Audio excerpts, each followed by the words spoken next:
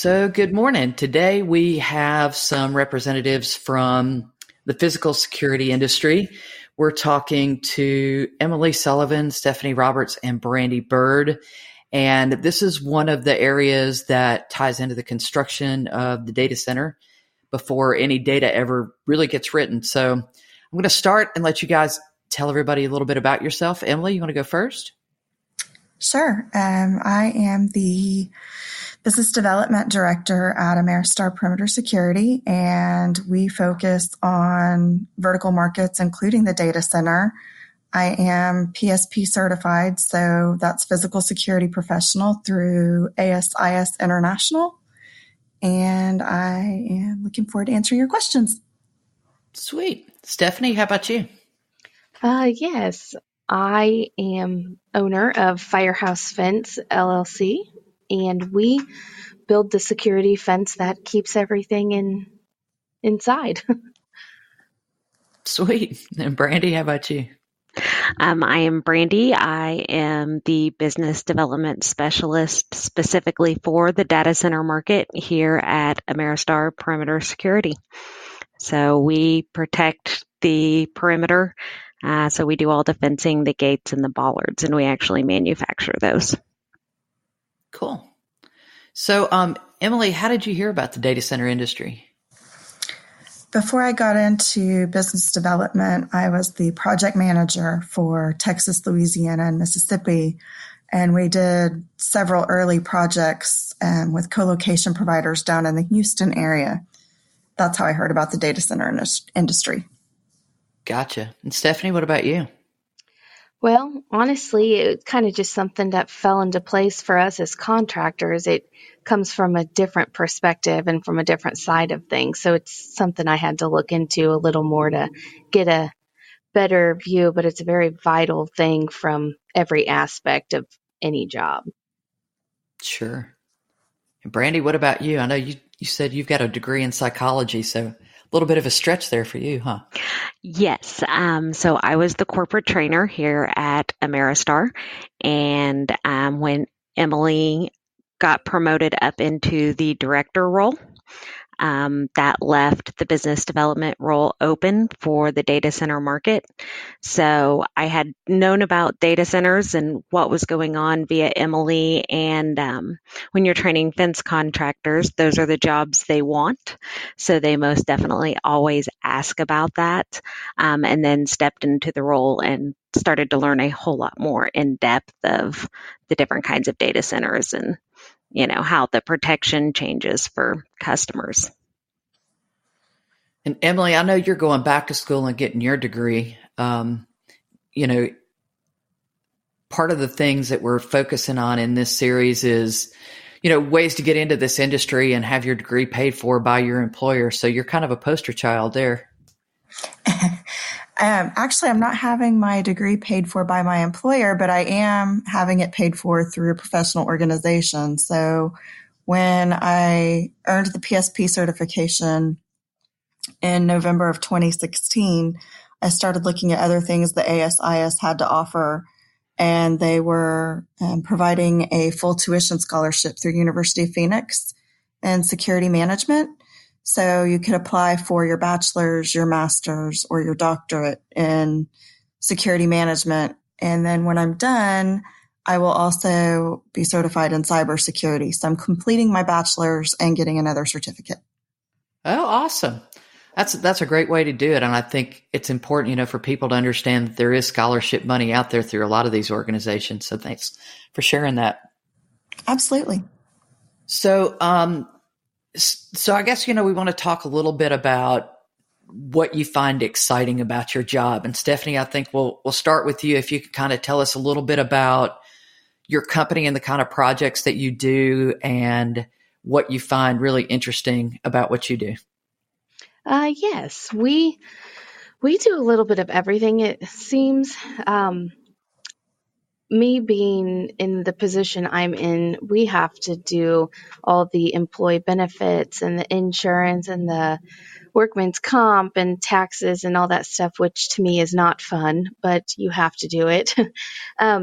It's really interesting to me to work with different contractors and feel doing residential versus doing commercial, they're like two totally different environments and people to work with, and just being able to feel out people's needs and put them in the right direction to have security at their home or at their business or whatever they need. It's really interesting to me.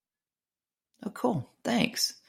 And so I guess, so do you predominantly answer bids? Do you work through engineers? How do you get a line for, what you're going to do?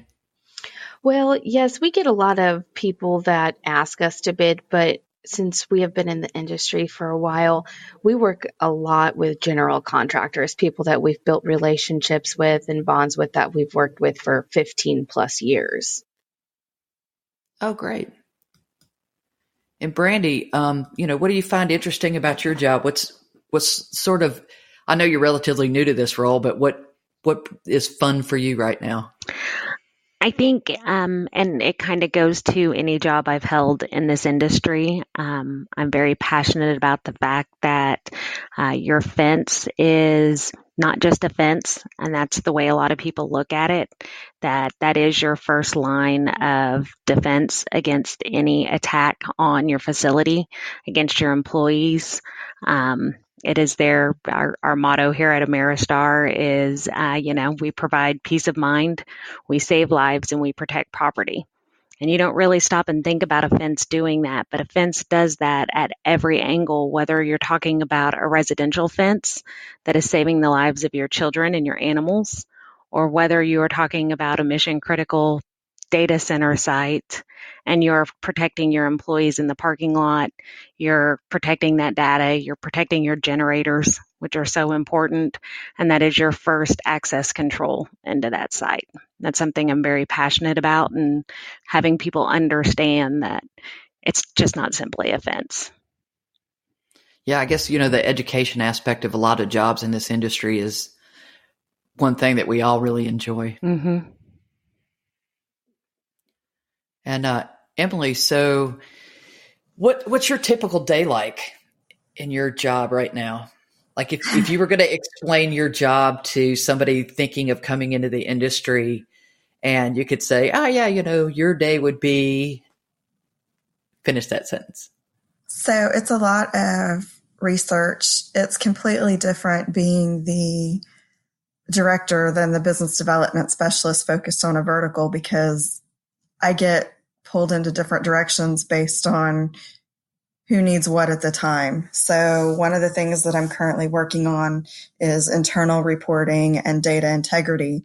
So that really doesn't have anything to do with external applications, but it's just as important to support the team. It is still a lot of travel. So I travel with each one of the reps to support them, to get to know them, to get to know their industries, because I was so entrenched in the data center market. I have a lot to learn. Sure. I'll bet. It's always fun when you change it. So out of all your travel, where's your favorite place that you've been? Honestly, and people think I'm crazy, it's probably New York.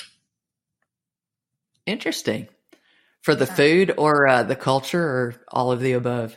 All of the above. So, it's at night, it's not always like the cleanest place, but there's just so much history. And typically we don't get to see things that we enjoy when we travel for work, because it's meetings and it's conferences and inside of hotels. But the last time I was there, I actually got to see the 9/11 memorial. So that's kind of my goal for the next year. Is each place I go, I get to see something that's local, something that has to do with the city that I'm in. Yeah, I think that's one thing people don't realize is the amount of travel you get to do in this industry. It's, it takes you in a lot of different places. Absolutely. So, Brandy, I guess we'll jump to you now. What is your typical day range? Generally, I am doing anything from discussing how to retrofit a site, because the site now needs to be crash rated to a certain standard where it's not. I work a lot with architects, engineering directors of security to discuss what needs need to be met on the site and how I can help. A lot of research, making sure you are up, in the industry, reading a lot of articles, what construction sites are coming up, what's the newest trend, what's going on with your co-locations, whether or not they're being sold, things like that. So I do a lot of reading of articles, a lot of answering emails, and then I'm really just here to support. So I answer a lot of questions via text and phone and email from any of my customers who need me. They know they can just reach out at that point. So I spend a lot of time doing that. Perfect. So Stephanie, what about you? What's your kind of typical day like? Oh, well, that can vary depending. It starts early in the morning, and we have to make sure all the jobs are lined up and the crews get out. And it's a lot of customer service throughout the day, and depends on what day it is. It's putting out fires and a lot of paperwork. So it really just depends on the situation because every day is different. So how many employees do you have, Stephanie? Right now, we only have 8, but we're going into the winter. So it usually picks up in the spring. Sure. It's especially where you live in Indiana. It's kind of hard to do a lot of construction when you have that much snow and ice on the ground. Absolutely. Well, and we do a lot of inside warehouse work and stuff, but if the ground is frozen outside, you're right. There's just nothing we can do about it. And that usually tends to happen not until January or February, but it still is just that time of the year things are slowing down. Yeah. So what made you decide to open your own company? Honestly, we worked for a family business that my grandparents and my dad opened for a long time, and they sold to a bigger company out of Chicago. And it just, different workplaces have different environments and different ethics and different goals and values and morals. So, just wasn't working for me anymore. So I decided to do my own thing. That's awesome that you could do that. Yeah. Step up and do that. It's, it's a lot different when you go from working to a family business to something that is not. It's just takes the passion out of it sometimes. Sure. Well, it's always good, when you can make a difference too. Absolutely. Build something for our family. There you go. So Emily, it's hard being a woman in this business. What would you say, the data center industry as a whole is not very well represented by the females of the planet. So what would you say has been, I would ask, your biggest challenges and your biggest rewards being a woman in this industry? Wow, that's loaded question, right? Yeah, it is a loaded question. Honestly, I think that one of the biggest challenges is, the best way I can describe it was my first year at a trade show being in the booth. So I never traveled for work until 2015, until I got into business development. And I wondered why all of these people were coming up to me and giving me, the 9th degree or whatever, 30th degree, whatever that saying is. They would just ask me question after question, and my coworkers would laugh, and they were like, they just want to see if you know something. And so I think that the biggest challenge has been people accepting that I'm in my role because of experience, because of knowledge in the industry, and not just because I'm there to draw people into a booth or to be a face. Does that, I hope that makes sense. Yep. But that's also been the most rewarding, is overcoming that and building the relationships that I have in the industry. I've made some really good friends, and I appreciate it when Brandy's now at a conference or a show and they're like, take a picture and send it to Emily. That means a lot. Yeah, that's really good. I think there's a lot of women that really work to support other women in this industry for sure. I could definitely say that about you. You've been Thank you. Yeah, I a try. good mentor and a friend. Yeah. Yeah, absolutely. So, Stephanie, what about you? Being a business owner and woman in this industry, it has its trials and tribulations. What would you say is your biggest challenge and your biggest reward? Um, my biggest challenge is dealing with some general contractors. You know, they've been in the industry so long, and seeing a woman in the industry that isn't a secretary or a receptionist is not very common as a contractor. So it either goes one of two ways. I get a lot of respect for it, or I get people that don't want to deal with me and they want to deal with my dad because I'm a woman and I don't know what I'm talking about.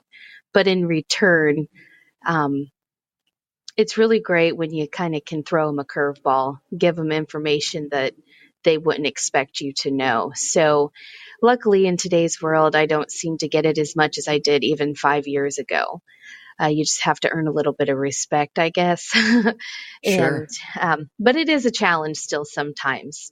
And I'm not the person that goes and actually installs the fence. So from a personal standpoint, when I have installers coming to me complaining about certain things or trying to talk to me about certain things, I can't necessarily relate because I've never actually been in the field. So that's a challenge, but in the end, we work together to figure it out. So it's rewarding for everyone. There you go. Got to start somewhere, right? Yeah. And Brandy, what about you? I know, you did a lot of the training there and trained probably more men than women, I would say is probably a fair statement. Extremely. But yeah. So what would you say, some of your challenges and rewards were in this industry being a woman? So, as the corporate trainer, I trained over 350 fence installers.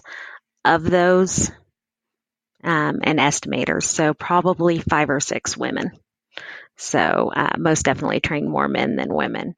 But that really helped me moving into the data center world because, but also the fact that Emily came before me. So I was following a woman who had already made her way in this industry. But when everybody kind of makes those comments like, so you do fence, I can come back and say, yes, I can install it too. I used to train the guys that would actually come out there and install it if you need me to come do that.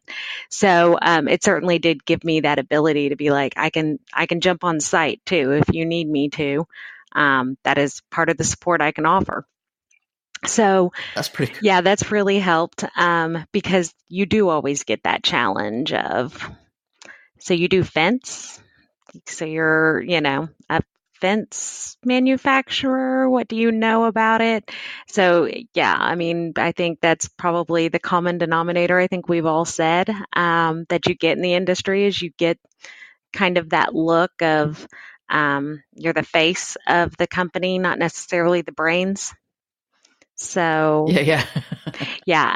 What do you know, girlie? Right. So I think that's most definitely the biggest challenge. The most rewarding, I have to say, in the data center market.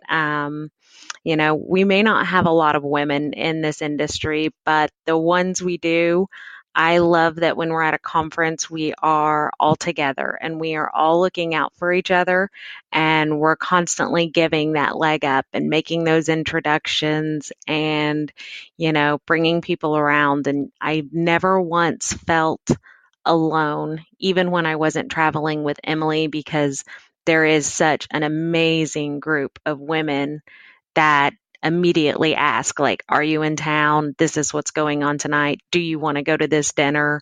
And that are right there for me the entire time.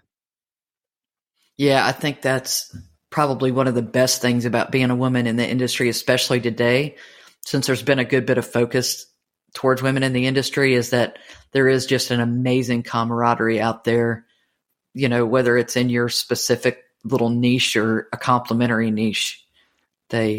We all sort of look out for each other, I think. Absolutely. And I've been in other industries where women didn't do that. You backstabbed each other. You didn't support each other. So the support that I feel from the other women in this industry is just, it's refreshing and it's a wonderful change. Yeah, for sure. So, Emily, jumping to you, Do you, as far as other trades that you interface with a lot, if you wanted to pick a circle around what you do, what would you say are the trades that you most interact with? And, are you finding more and more female representation there? Are you, seeing some people with degrees, some people without degrees? What's the whole situation with other trades that you deal with? So some of the other trades that we deal with obviously pertain to the security realm. So lighting, intrusion detection, access control, the other Asa Abloy companies that, like HID Global is a sister company. So everybody that has an HID badge to get into their office, that's an Asa Abloy company as well. It's a healthy mix, I would say, of those who have degrees and those who don't. Historically, there's been such a push to hire people with MBAs or bachelors or masters and other things besides business. But there's a lot that can be said for experience. And a lot of the people in the physical security industry come from the military or law enforcement. And there have just been some amazing people that we've worked with over the years. You asked about getting into the industry and how that happened. When I first started at Ameristar, I always joke that I felt a little like King of the Hill because it did get kind of monotonous being on the inside sales team, entering orders and quotes and scheduling trucks. But when we brought in the active barrier solutions, because we do bollards and wedges and other things, that kind of renewed the passion, because it related to something very personal, physical security, increasing standoff distance. I don't know if everybody that's listening to this would know that we're based in Tulsa, Oklahoma, and remembers the Oklahoma City bombing, but it's things like that that make what we do worthwhile, and not just from a fencing or barrier perspective, but even from access control or intrusion detection, those types of things that we're trying to be proactive and not reactive. Yeah, and that's always, I think, a challenge, to try to, if we thought like crooks, we'd be crooks, right? So it's always a challenge to figure out how to one-up the people that don't think like we do. For sure. One up, huh? Yeah. or one out. I guess one out would be better, right? Out those. I had a hard time with your question getting past the fact that you said interface. I'm sure Brandy was cracking up. Oh, it's all good. So, Stephanie, what about you? What are the trades that you normally deal with, and other folks that you interface with on a daily basis? Well, from a contractor standpoint, we usually just deal with contractors and manufacturers, but we do work with access control a lot as well. So our interaction probably isn't as big as the manufacturing side, because you guys deal with a lot of different people. But I'm sorry, what was the rest of the question? So, just other trades, do you deal with consultants, engineers in the bid process? Are you, who do you communicate with on a daily basis? Yeah, we deal with architects and engineers and just general contractors. It really depends, because, when you start a construction, you might have 5 different companies wanting to bid to get this job. So you have to work with 5 different companies doing the fencing and the security portion and the access control to do the same job. And because you don't know which general contractor could possibly get it. So we deal with a bunch of different people throughout the process of any construction. Sure. So, Brandy, I guess I'll hit you up now. Are there any closing thoughts, any words of wisdom that you would give either people coming up through the trades or other women in the industry about why they might want to consider working in perimeter security? I think probably my biggest point of advice for almost anybody, especially as we talk about whether or not you need a college degree, a certification. Any of that is to find you something you're passionate about, or just a starting place in a company that has a lot of room to grow, and that company will help you grow. So our welders, we train and certify our own welders here at Ameristar. So they don't come to us already out of welding school. We do that. So that way we are training them the way we want them to weld and under our standards. So we pay for all that certification for them. So they don't have to pay to go through a trade school. Our sales team, there are so many people here at this company who started at 19, 20 years old and 30 years later are now running, whole departments.